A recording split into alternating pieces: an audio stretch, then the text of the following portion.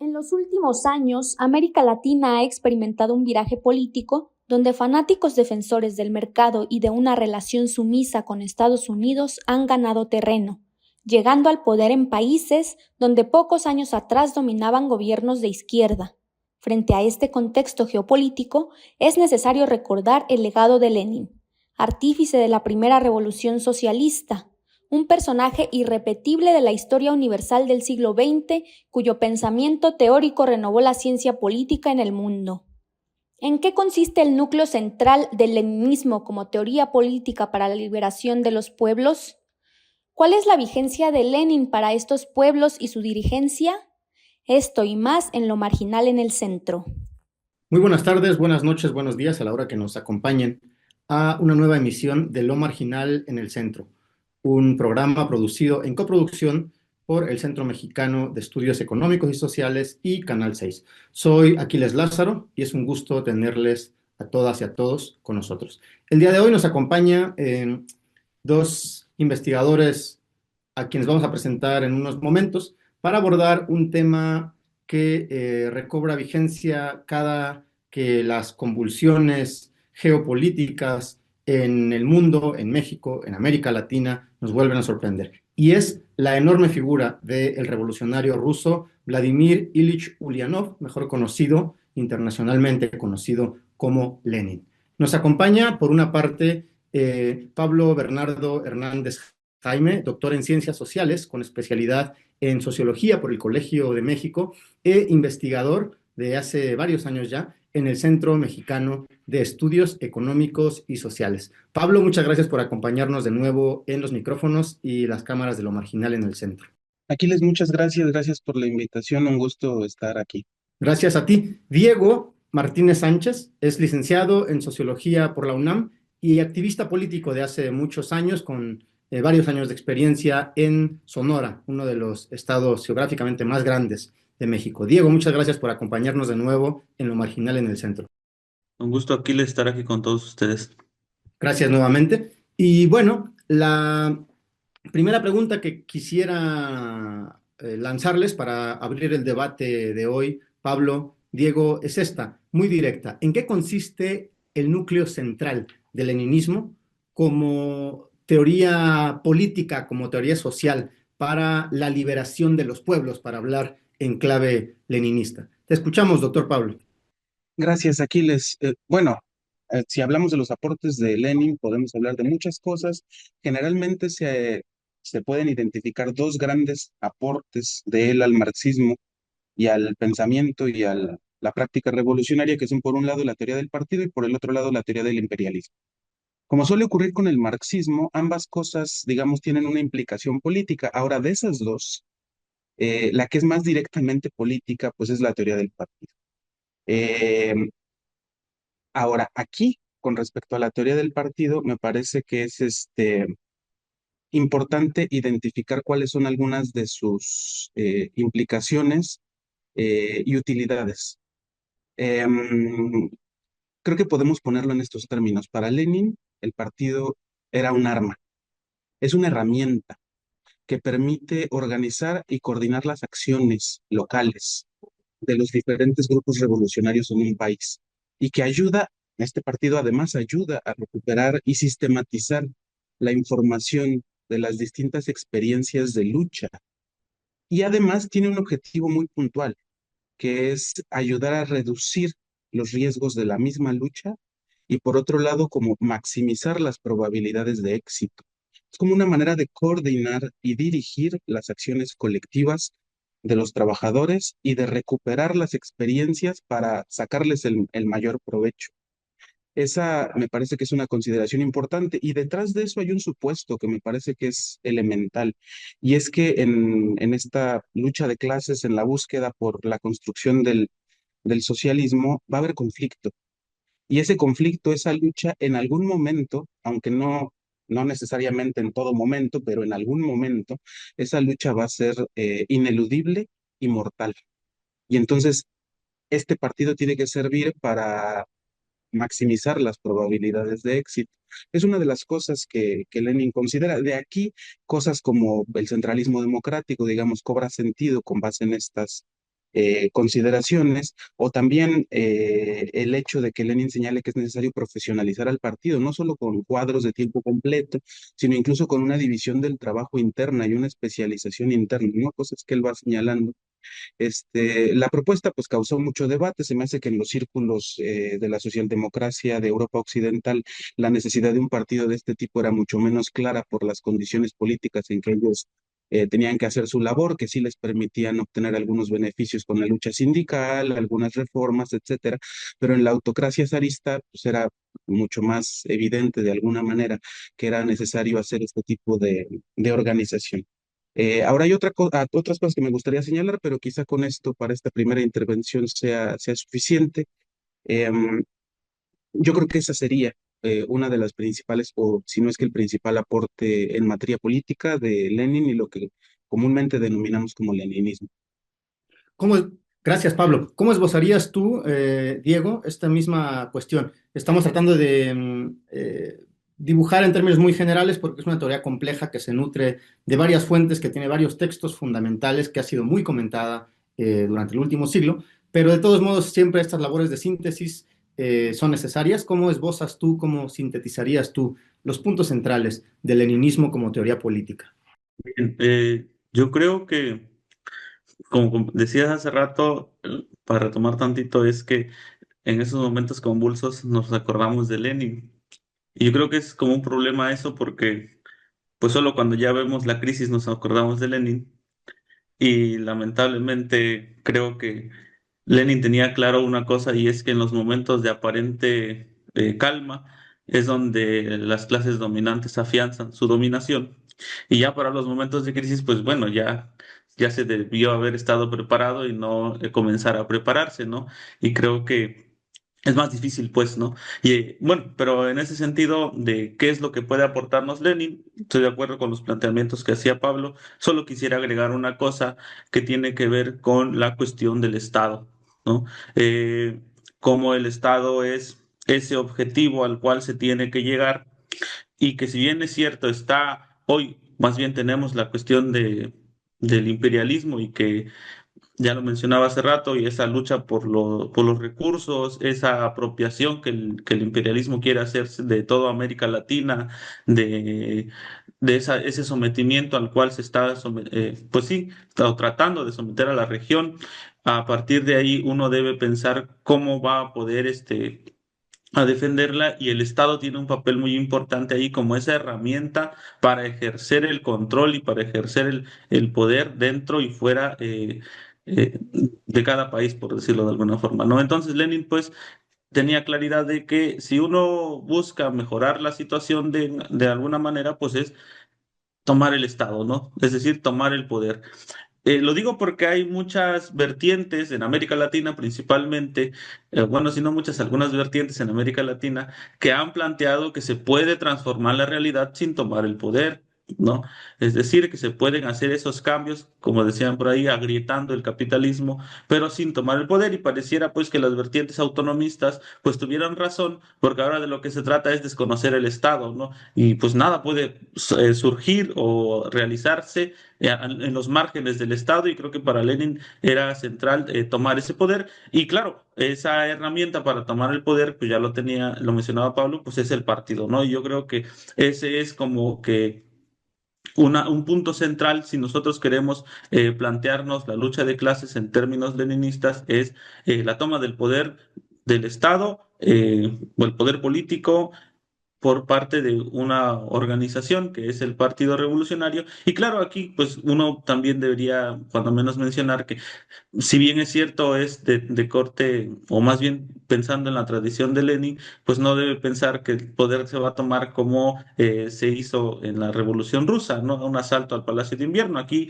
pues hay una tradición institucional que creo ahora es posible. Sin embargo, uno diría, se puede tomar el poder político a partir de elecciones y demás, pero pues el objetivo sigue siendo el mismo, ¿no? Las formas han cambiado, evidentemente.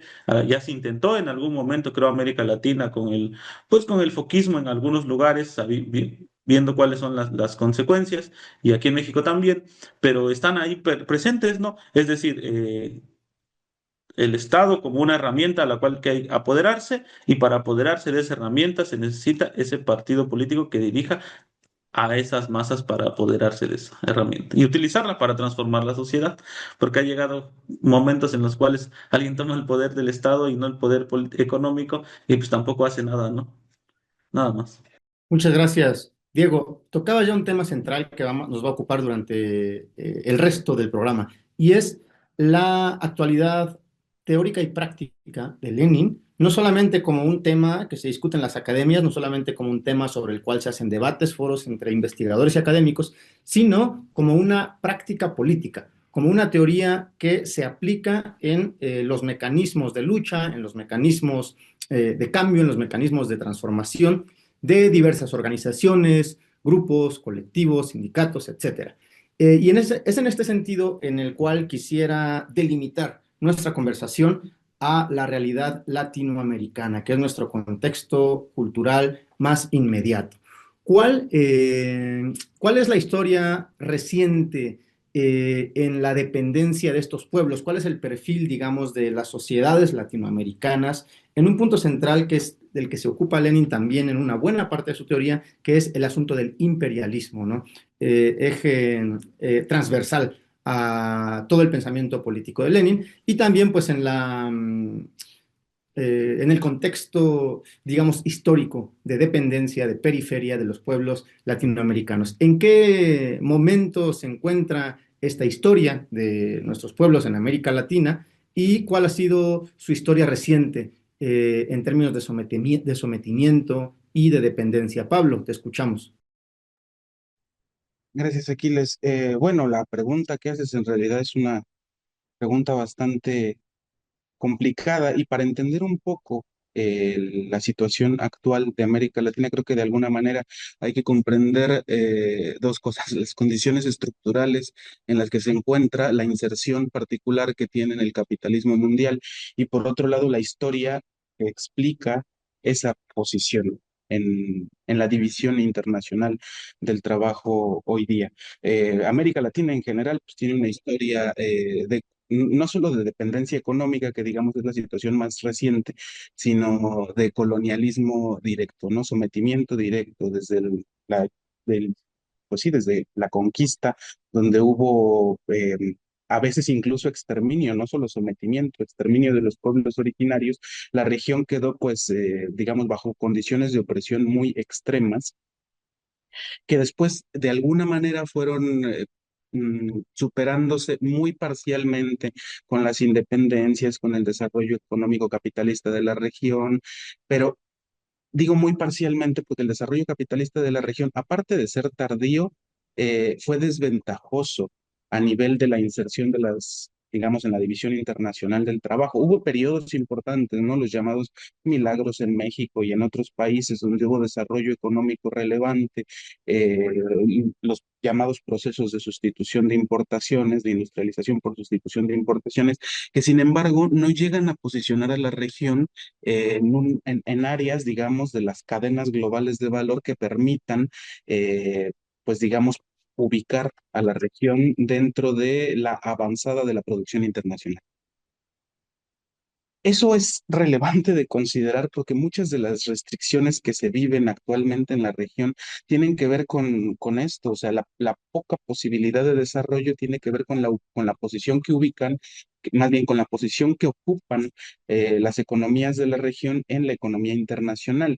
Y a esto hay que añadir, pues, una de las cosas, digamos, pues más recientes, entre comillas, porque ya tiene más de 30 años que, digamos, se empezó a instaurar el modelo neoliberal en la región y en el mundo, pero con la llegada del neoliberalismo, pues los estados, los gobiernos prácticamente quedan atados de manos para tratar de dirigir la economía.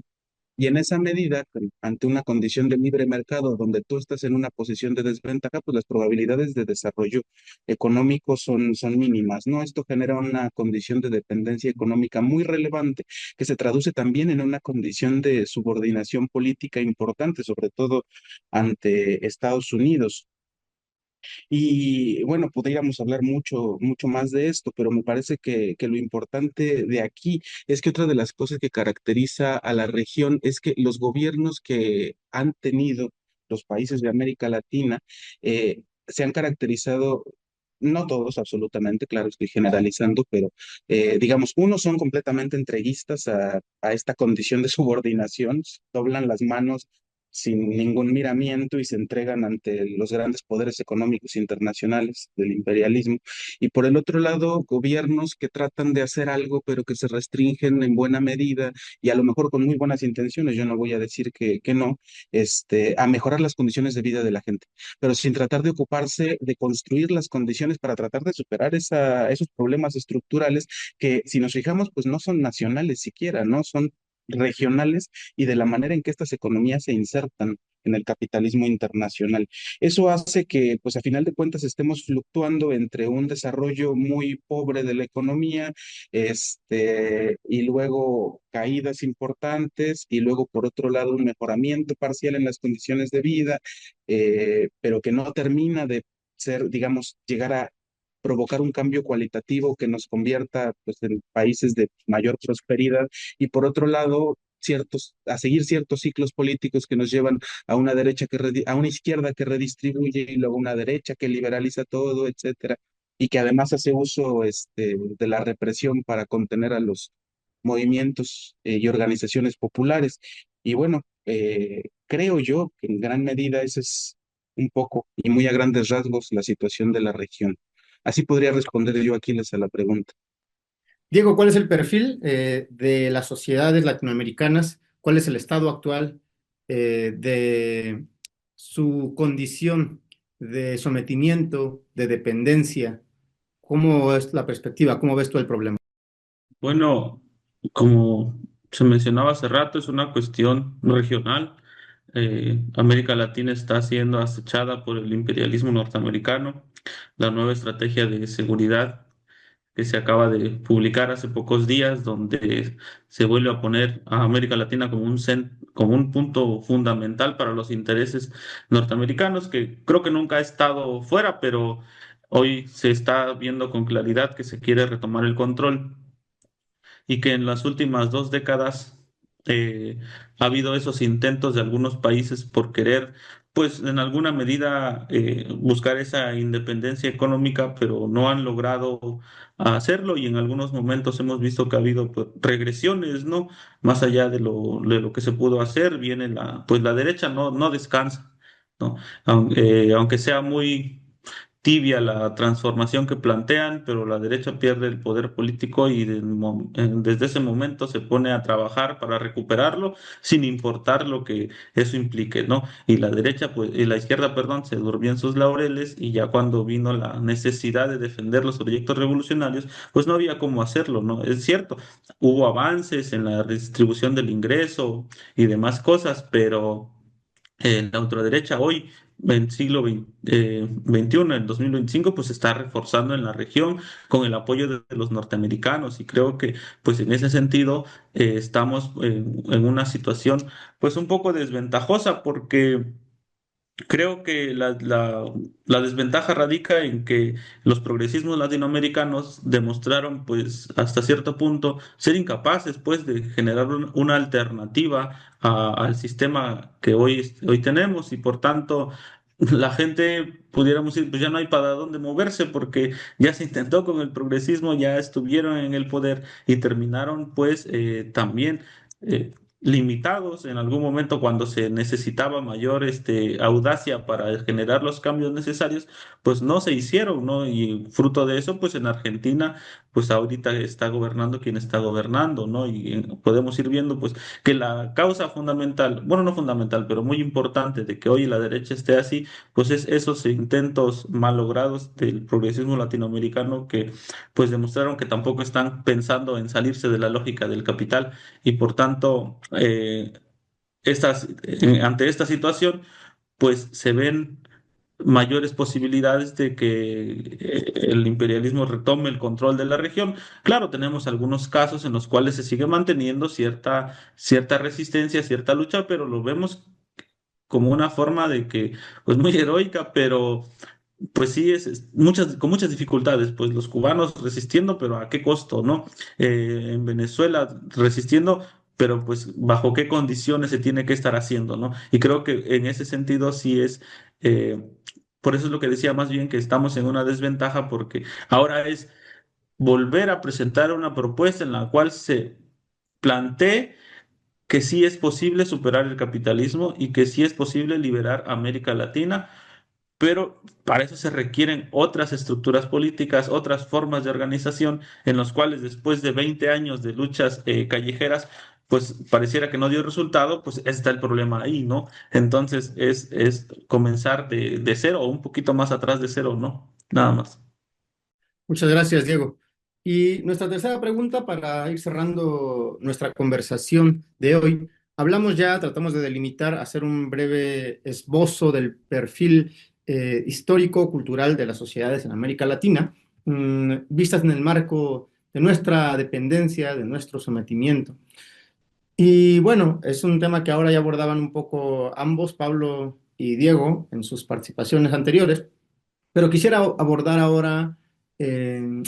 que abordáramos ahora el punto de manera muy directa con la siguiente cuestión. ¿Cuál es la vigencia de Lenin para estos pueblos y su dirigencia? Como ya esbozaban ustedes, ha habido muchos experimentos de toma del poder, muchos episodios en los últimos 20 o 30 años de pues lo que podríamos llamar alternativas políticas que intentan mejorar las condiciones de vida de las masas trabajadoras, que intentan desmarcarse de las dinámicas del imperialismo estadounidense, de las oligarquías tradicionales. Y sin embargo, todos estos movimientos, o la inmensa mayoría de estos movimientos, rara vez se clasifican, se califican como leninistas, es decir, no reivindican en absoluto a Lenin. Y no solo eso, sino que ha habido esporádicamente, pero las hay, declaraciones abiertas contra el leninismo por parte de varias de estas figuras políticas. Te escuchamos, Pablo. Sí, gracias. También es una pregunta complicada aquí. Bueno, a ver, em, ¿cuál es la vigencia? Yo creo que la vigencia es completa. Lo que creo que sería necesario para poder, digamos, obtener un provecho o un beneficio de una tradición como el leninismo, como el marxismo, sería tratar de entenderlo en su racionalidad.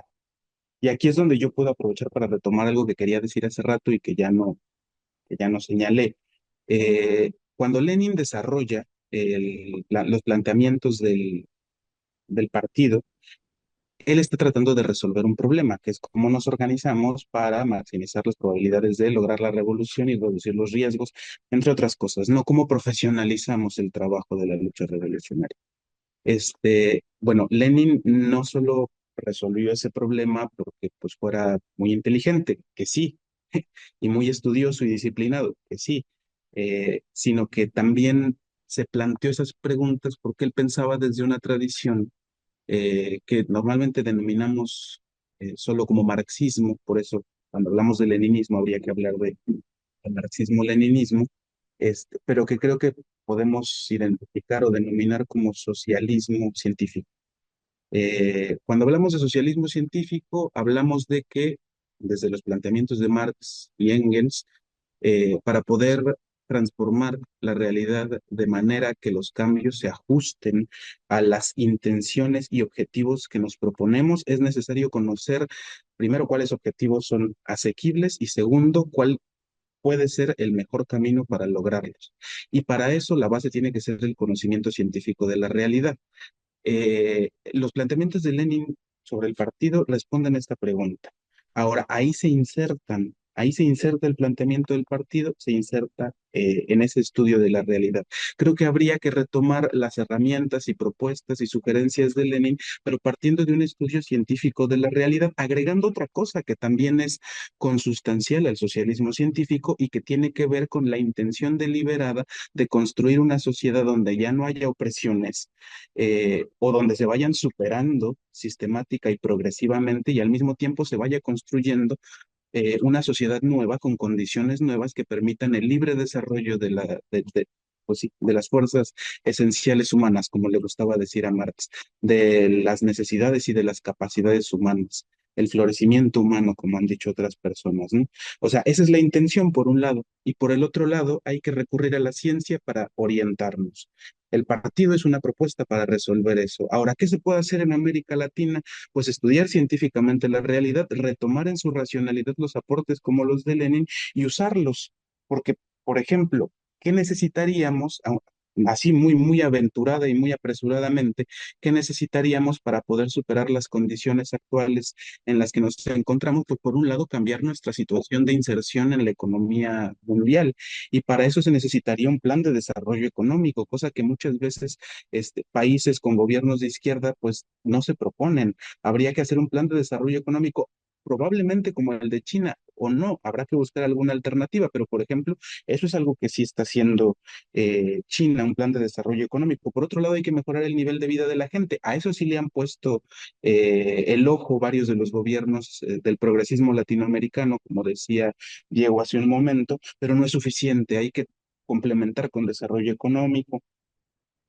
Pero además otra cosa que sería construir una organización popular, permitir que la gente se organice, se politice, no solamente para defender al gobierno, sino para que ellos mismos sean incluso capaces de dirigir el proceso y de sostenerlo, porque a final de cuentas esa es una de las formas incluso de cambiarle el signo al Estado y que ya no sea un Estado reaccionario, burgués, aparato de represión de la burguesía, sino que sea un Estado controlado efectivamente por los trabajadores. Si ellos no están organizados, eso no se va a poder hacer. Y el leninismo tiene muy claro que hay que construir ese partido y que hay que vincularlo con la organización de masas, como se le suele denominar, cosa que muchas veces también se pierde de vista. Y entonces, si nos fijamos, estas cosas que, al menos a mi juicio, habría que ir haciendo para cambiar de manera radical las condiciones de la región, pues se empiezan a perder de vista. De pronto nada más se mejora un poco el nivel de vida, pero no se trabaja nada en la organización de base, en la organización de masas, menos en la construcción de un partido. Tampoco se trabaja en un plan de desarrollo económico y entonces terminamos atados a los ciclos de la economía capitalista y cuando al gobierno le va mal, eh, pues a final de cuentas termina, digamos, ganando popularidad la derecha y aprovechándose incluso de los beneficios materiales que le dio la izquierda a la misma población, que ya empezó a generar incluso algunas aspiraciones de derecha y caemos en estos ciclos, ¿no? Que parecieran un bucle sin salida, pero que creo que no. Y creo que una de las maneras de encontrar la vía para salir, pues sería retomar a Lenin, al marxismo, al socialismo científico, la teoría del partido. La vigencia es completa, nos dice Pablo, Diego, y sin embargo yo quisiera reformular un poco la pregunta para no seguir esquemáticamente en el programa, el guión que tenemos de preguntas. Quisiera reformular la pregunta. Si la vigencia es completa, ¿por qué de todas estas experimentos de toma del poder de los que ya habíamos hablado hace rato, aparecen reivindicaciones de muchos tipos diferentes, autonomistas, les llamabas tú, hay especies de socialismos con tintes religiosos, pienso en la segunda mitad del siglo XX, con experimentos como los de Ernesto Cardenal y sus comunas donde hablaban de arte y de un asunto religioso, espiritual, etcétera, siempre compaginado con este discurso social fuerte de mejorar la vida, las condiciones de vida de los trabajadores, elevar su nivel cultural, espiritual, digamos. ¿Por qué, a pesar de esta vigencia completa, como dice Pablo, ha ocupado el leninismo en estos experimentos de toma del poder en América Latina un lugar algo marginal, digamos? ¿Cuál es tu opinión? Creo que tiene que ver con que la caída de la Unión Soviética propinó un golpe ideológico muy fuerte a la izquierda, de la cual no se ha podido recuperar. Y es que desde ese momento prácticamente hasta los movimientos revolucionarios los hicieron pues alejarse de la única teoría que planteaba la revolución, que es el leninismo. Es decir, si alguien el imperialismo ha combatido de manera férrea es a Lenin y el leninismo. Ha cargado todo una, pues sí, toda una organización o campaña ideológica en contra de los planteamientos leninistas con esas ideas de la libertad, de la democracia, etcétera, para sí, para demeritar o menospreciar los planteamientos de Lenin, y creo que la izquierda no ha podido recuperarse de ese golpe. No ha logrado pues establecer nuevamente o poner en el centro la necesidad de la organización, y que a la fecha, decían algunos investigadores, ¿no? Que a Marx lo han aceptado en la academia, a Rosa Luxemburgo lo han aceptado en la academia, a Gramsci lo han aceptado en la academia, pero a Lenin no. Lo han marginado de todos lados, ¿no? No solo es la crítica de silencio, sino la crítica en todos los aspectos para poder demonizarlo, ¿no? Y cualquier cosa que sea Lenin está mal para todos los aspectos de la vida cotidiana, ¿no? Hasta para las organizaciones.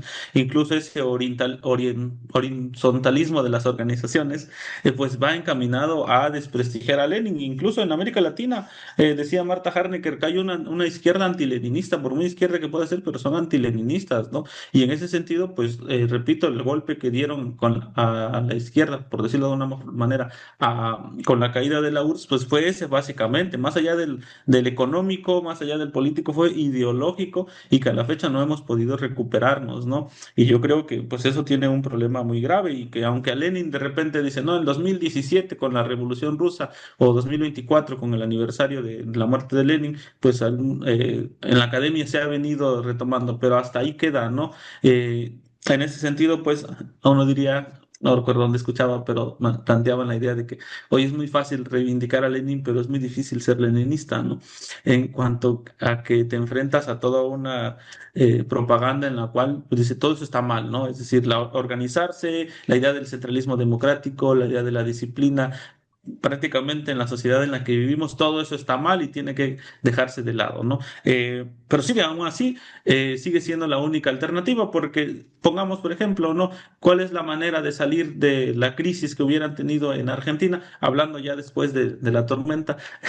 Es que siempre, como Lenin lo planteaba incluso en el periodo de la Revolución de Febrero y octubre de 1917, pues era la reivindicación de las demandas populares, ¿no? No quedarse en las medias tintas, y al contrario, reivindicar esas demandas populares y la construcción de un poder dual que dispute ese poder político y económico, ¿no? Es decir, Lenin siempre apelaba a las masas mismas, no era a las estructuras jurídicas, ni mucho menos, sino a la organización de las masas, y de ahí sale la consigna de todo el poder a los soviets en ese mismo año, ¿no? Yo creo que ese dice, bueno, ¿dónde está la salida? Pues la salida sigue siendo la misma, de buscar a las masas, ¿no? Organizarlas y educarlas, que es la cosa más difícil que puede haber en esta sociedad en la cual pues la dominación ideológica está a todo lo que da, pero pues hasta ahorita esa es la salida, y además, pues es una salida que ha sido, repito, demonizada por todos los aspectos, desde la izquierda hasta la derecha, y más ahorita o en México, creo que desde los 70 salió una cosa que se llamaba la nueva izquierda democrática, que le decían que se empalmó con el proceso electoral, y pues hasta ahorita siguen estando ahí haciendo el juego a la derecha en el poder, ¿no? Nada más. Hay una demonización, nos dices, Diego. Ha habido un embate feroz contra Lenin prácticamente desde la caída de la Unión Soviética, desde el fin de la Guerra Fría, en el debate, en la academia, en los medios, en las discusiones públicas. Y bueno, con este contexto que tú nos esbozas, pareciera que en el debate de las izquierdas, Lenin, el leninismo, está perdiendo la batalla. ¿Lo dirías así? Pues no diría que está perdiendo la batalla, sin embargo, creo que es de las que tienen más difícil posicionarse, ¿no? Porque repito, es una exigencia muy grande para las personas, en las cuales las demás corrientes, repito, autonomistas es, pongamos, ¿no?, esa idea del revolucionario profesional de apoya cuando puedas, haz lo que puedas, ningún compromiso serio con la forma organizativa y que pues eso es más fácil para cualquiera, ¿no? Yo creo que a partir de ahí sí se presenta como una opción más compleja y al mismo tiempo más necesaria y que de una u otra manera el contexto le está dando la razón, pero pues bueno, cada estado o cada país va a resolver sus propios problemas en ese aspecto. Sin embargo, en México, en nuestro caso, yo creo que sí, cuando menos nos hemos dado cuenta de la necesidad de esa organización, porque hoy eh, todo el siglo, los primeros 20 años del siglo XXI no tuvimos los llamados gobiernos progresistas que hoy ahí se supone, pero ya nos estamos dando cuenta de eso, ¿no? De las implicaciones de no contar con esa organización, porque hoy las masas solo se utilizan para ser legitimadores de los procesos electorales y llamados cuando se requiere que estén en las calles, pero solo son como los llaman y van, ¿no? Y bueno, y sabemos los mecanismos que utilizan para que vayan, pues, pero pudiéramos resumirlos en términos generales así, ¿no? Nada más de ser utilizados como legitimadores, pero a partir de ahí, nada más.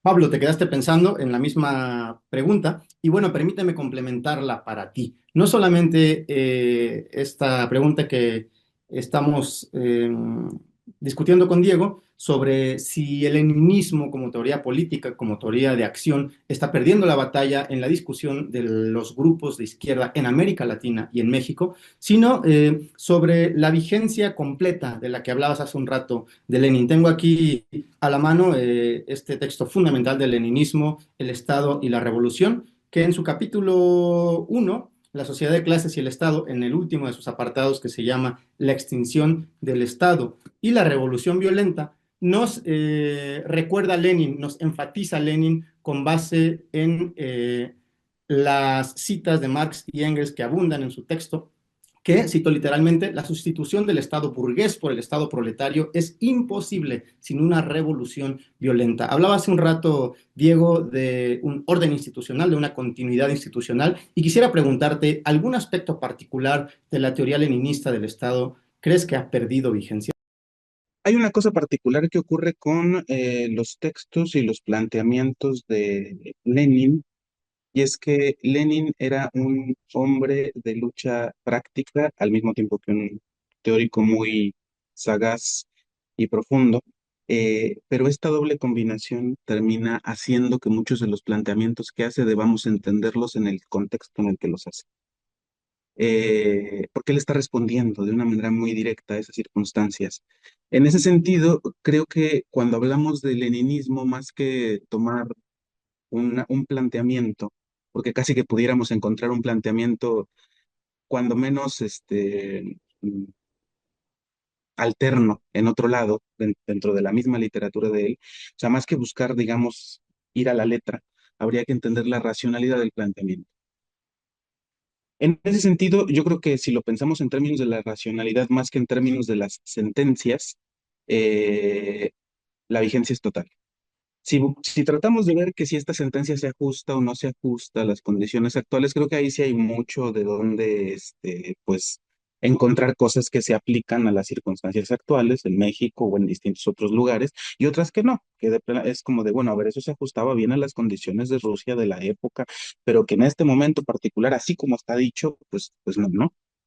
En esa medida, como decía, creo que María Tegui, pues el marxismo no tiene que ser un calco y una copia, sino una creación heroica, me parece que decía María Tegui, que también era leninista, y entonces, con respecto al Estado, Lenin, si mal no recuerdo, dice, es necesario pues destruir el Estado burgués para poder destruir esas instituciones y construir otras, pues a final de cuentas va a tener que haber una confrontación, los detentadores del poder no lo van a entregar y no se van a rendir de una manera pacífica y un poco es el conflicto al que él se anticipa, ¿no? Y dice, eso va a ocurrir de alguna manera cuando intentemos no solo tomar el poder, sino subvertir el orden total, el orden económico incluso de la economía. Para eso es necesario tener el partido, para poder actuar contundentemente, para poder replegarnos ordenadamente y para poder redefinir la estrategia, la táctica más bien, cuando sea necesario hacerlo y con la mayor prontitud posible. Todo eso me parece que con Lenin y para la actualidad sigue siendo vigente. Ahora, va a ser necesario y conveniente subvertir el orden del Estado en lo más inmediato y a la brevedad posible, habrá que ver. Yo pienso que muy probablemente no. Hay muy probablemente, porque aquí ya nos empezamos a meter también un poco en el terreno de qué pasaría si, y bueno, en ese terreno hay mucha especulación, ¿no? Entonces, más que adelantar una conclusión definitiva, yo lo que diría es, habría que ver en qué circunstancias se puede pensar en la toma del poder y en esas circunstancias habría que evaluar qué decisiones se van a tomar. Creo que muy probablemente en México, pensando en lo inmediato, sería muy conveniente pasar primero por un periodo de desarrollo económico relativamente mixto, un poco de planificación con un poco de propiedad privada que permite el desarrollo de las fuerzas productivas, el aumento de la tecnificación de la economía, el mejoramiento del nivel de vida, creación de empleos, un poco más de redistribución, al mismo tiempo que se organiza a la sociedad pensando, y esa es la parte importante, pensando en que eventualmente esa confrontación que Lenin anticipa ahí en el Estado y la Revolución va a ocurrir. A lo mejor no tiene que ser el primer paso esa destrucción del Estado. Digamos, puede tomarse a lo mejor el poder del Estado burgués y destruirlo después. Aquí las alternativas son muchas, ¿no? Ya para no seguir, porque si no empezaré a divagar, creo que la cuestión puede quedar en que para poder tomar esa decisión habrá que analizar las circunstancias puntuales, pero la racionalidad de los análisis de Lenin creo que es la que sigue vigente, más que el diagnóstico puntual de su época. Gracias, Pablo. Se nos acaba el tiempo, nos quedan 2 o 3 minutos y quisiera aprovecharlos al máximo para preguntarles, Diego, Pablo, como última pregunta, y algo espontáneamente.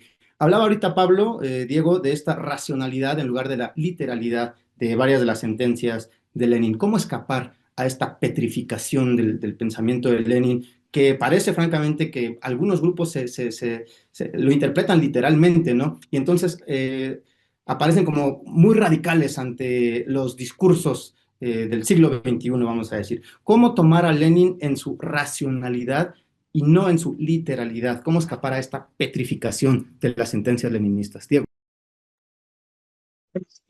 Pareciera que uno cayera en una contradicción, pero pues como mismo Lenin lo plantea, pues ese es el análisis concreto de la situación concreta y que él hace esas advertencias, ¿no? Lenin creo que después de la Revolución de 1917, cuando escribe el izquierdismo, eh, hace esas advertencias que no se debe tomar el modelo ruso como para todos lados, ¿no? Sino que las herramientas que plantea el marxismo las debemos nosotros adaptar a nuestros contextos, y creo que eso conviene hacer con Lenin. Creo que los planteamientos de Lenin son muy pensados en términos de la coyuntura en la cual se está viviendo. Sin embargo, para que a nosotros nos sean útiles, debemos contextualizarlos y a partir de ahí sacar enseñanzas que nos puedan servir en nuestros contextos. Decía hace rato, no se puede plantear la toma del poder como lo hicieron asaltando el Palacio de Invierno. Sería una cuestión, pues sí, muy difícil de plantearla en pleno siglo XXI aquí en México, pero sí sigue siendo la misma necesidad de tomar el poder, ¿no? Con sus diferentes formas. Entonces, pues el objetivo, la estrategia sigue siendo la misma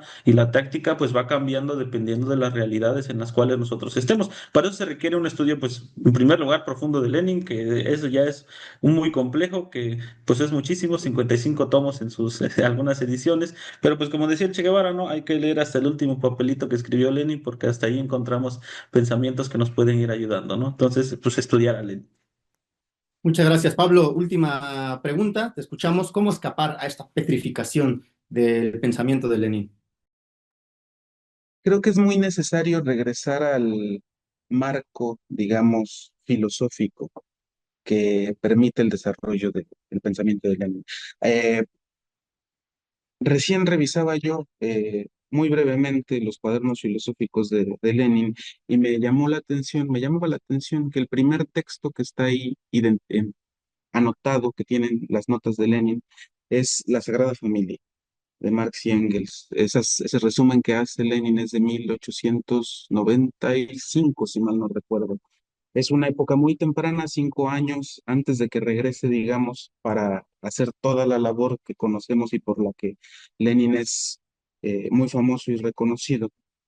Eh, pero me llama la atención porque en ese texto, precisamente en la Sagrada Familia, se contiene, digamos, de una manera eh, bastante densa, esta semilla del socialismo científico, que por un lado es necesario considerar los objetivos casi éticos de la revolución por superar el orden de opresión actual y construir una sociedad donde el orden material permita el libre desarrollo de todos y de cada uno. Y por otro lado, es necesario seguir un camino científico para poder lograr esos objetivos, considerando además que ese camino científico no puede pasar por una dirección unilateral de arriba abajo, que los científicos manden y toda la demás gente obedezca, ¿no?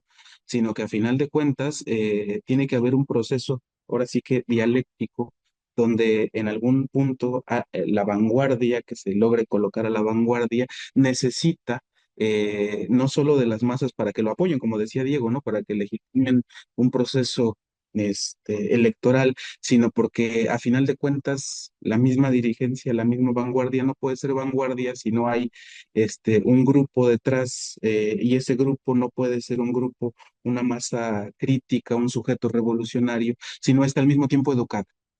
Entonces, en esa medida tiene que haber una labor de investigación científica y de educación y de organización popular. Y todo eso tiene que estar ahí para resolver los problemas de la práctica de una manera muy, pues eso, como decía Diego, respondiendo a la situación concreta, haciendo el análisis concreto de la situación concreta. Y creo que esa es la manera de solventar la cuestión, volviendo a las bases del socialismo científico. Muchas gracias, Pablo. Muchas gracias, Diego. Nos acompañaron en esta emisión de Lo Marginal en el Centro el doctor Pablo Bernardo Hernández Jaime, doctor en Ciencias Sociales, con especialidad en Sociología por el Colegio de México e investigador de nuestro centro, del CEMES, del Centro Mexicano de Estudios Económicos y Sociales, y Diego Martínez Sánchez, licenciado en Sociología por la UNAM y activista político con muchos años de experiencia en Sonora, México. Gracias también al equipo de Canal 6 TV por la producción de este programa, pero sobre todo gracias a todas y a todos ustedes que nos acompañan en cada nueva emisión de Lo Marginal en el Centro. Muchas gracias y nos vemos en la próxima emisión.